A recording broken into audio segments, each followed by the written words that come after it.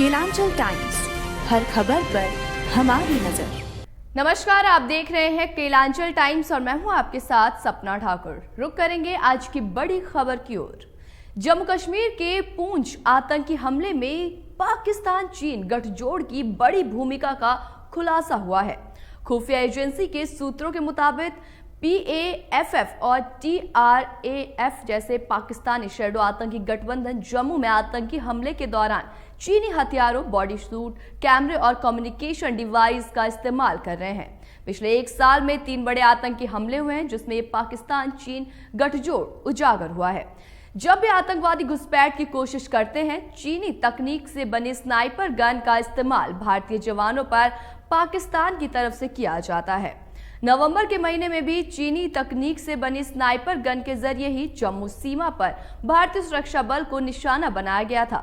खुफिया एजेंसी के मुताबिक इस साल हुए 3 बड़े हमले में PAFF और TRF ने जो तस्वीर जारी कर दावा किया है, वो चीनी तकनीक से बने कैमरे से ली गई है और उन्हें चीनी तकनीक एडिट से मार्क भी किया गया है।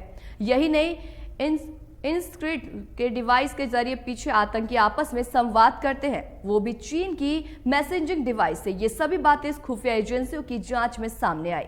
दरअसल पाकिस्तानी सेना चीन से हथियार, कैमरा और कम्युनिकेशन डिवाइस की सप्लाई लगातार लेती रहती है, लेकिन पाकिस्तान की सेना इन्हें अपने इस्तेमाल की बजाय POK के आतंकी संगठनों को मुहैया करवाती है, जिसका इस्तेमाल ये आतंकवादी संगठन भारत में घुसपैठ और ऐसी आतंकी घटनाओं को अंजाम देने के लिए करते हैं। खुफिया एजेंसी सूत्रों के मुताबिक चीन भी यही चाहता है कि मजबूत चीनी हथियारों और तकनीक से लैस भारत में घुसपैठ कर चुके आतंकियों के लिए ज्यादा से ज्यादा सुरक्षा बलों का इस्तेमाल हो, जिसमें सेना और अर्धसैनिक बल भी शामिल हो। चीन को ये उम्मीद है कि उसके ऐसा करने से भारत और भारतीय सेना का लद्दाख सीमा से ध्यान हटेगा और उसकी हरकतें जम्मू कश्मीर में बढ़ जाएंगी, क्योंकि लद्दाख के संसाधन का इस्तेमाल जम्मू में आतंकी गतिविधियों को काबू पाने में लाया जाएगा। मगर भारतीय सुरक्षा तंत्र ने चीन की इस कोशिश को पिछले 2 सालों में लगातार नाकाम किया है। जम्मू और लद्दाख दोनों ही फ्रंट पर पाकिस्तान और चीन की हिमाकत का मुंह तोड़ जवाब दिया जा रहा है और उन्हें लगातार मुंह की खानी पड़ी है। इसके अलावा चीन पाकिस्तानी सेना को ड्रोन, हैंड ग्रेनेड और अन्य चीनी हथियार भी भेजे जा रहे हैं, लेकिन इसका इस्तेमाल जम्मू हमले में आतंकी गुटों ने किया है, जिसके सबूत बराबर सुरक्षा एजेंसियों को मिलते रहे हैं। चीन और पाक के इस गठजोड़ को नाकाम करने के लिए बनाई गई सिक्योरिटी ग्रिड लगातार पुख्ता रणनीति बना रही है। बता दें कि बीते गुरुवार को पूंछ में आतंकवादियों ने भारतीय सेना के जवानों पर घात लगाकर हमला कर दिया था, जिसमें 4 जवान शहीद हो गए थे। नेक्स्ट, हो सकता है कि प्रियंका गांधी को 2024 लोकसभा चुनाव में कोई महत्वपूर्ण भूमिका मिलने वाली हो, पर जिस तरह से यूपी कांग्रेस के प्रभारी पद से उनकी छुट्टी की गई, उससे तो यही लगता है कि उनके प्रभाव को कमतर किया जा रहा है, क्योंकि पिछले महीने यूपी कांग्रेस कार्य समिति में भी प्रियंका ने खास लोगों को जगह नहीं मिल सकी थी। प्रियंका गांधी को यूपी के प्रभारी पद से कांग्रेस ने छुट्टी कर दी। इसे लेकर तरह तरह की अफवाहों का बाजार गर्म है।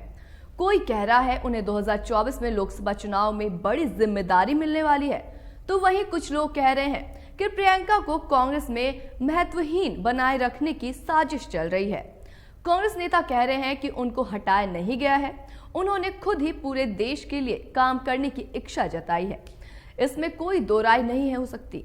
प्रियंका गांधी वाड्रा के लिए केवल यूपी में काम करने के बजाय पूरे देश में काम करना ज्यादा सम्मान की बात है और वो उसके उपयुक्त भी हैं। इसके साथ ही प्रियंका गांधी ने काफी समय से यूपी में आना जाना भी कम कर रख दिया था, जिससे वे संकेत मिलने लगे थे कि वो यूपी के प्रभार से मुक्त होना चाहती हैं। पर कांग्रेस में आज भी यूपी को मजबूत करने के लिए उनके जितना बड़े कद का कोई और नहीं है। अविनाश पांडे पुराने कांग्रेसी हो सकते हैं, पर यूपी में आज भी कांग्रेस से बाहर उन्हें कोई नहीं जानता। पिछले महीने जब प्रदेश कार्य समिति का गठन किया गया, तो प्रियंका गांधी के करीबी लोगों को छुट्टी कर दी गई थी। तो क्या पार्टी के अंदर उनके लिए सब ठीक नहीं चल रहा है? क्या राहुल गांधी और उनके बीच कुछ तनाव है या पार्टी पर वर्चस्व की जंग चल रही है? आइए देखते हैं कि वास्तव में क्या हो रहा है, कांग्रेस के अंदर आखिर चल क्या रहा है। यूपी में प्रियंका के लाख प्रयासों के बावजूद कांग्रेस क्यों नहीं उठ पाई, इसके बारे में किसी पुराने नेता से पूछने पर बात आकर उनके निजी सचिव संदीप सिंह पर रुक जाती है। संगठन का ढांचा तय करने से प्रियंका से मुलाकात तक उनके हस्तक्षेप के इतने किस्से सुनने को मिल जाएंगे कि आपको पहले यकीन ही नहीं होगा। प्रियंका के मुलाकातियों की लिस्ट संदीप से ही होकर गुजरती है और जिसे वो नहीं चाहते उसका नाम तक आगे नहीं आ जाता।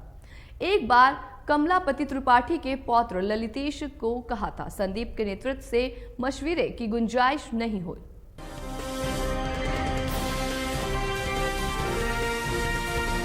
केलांचल टाइम्स, हर खबर पर हमारी नजर।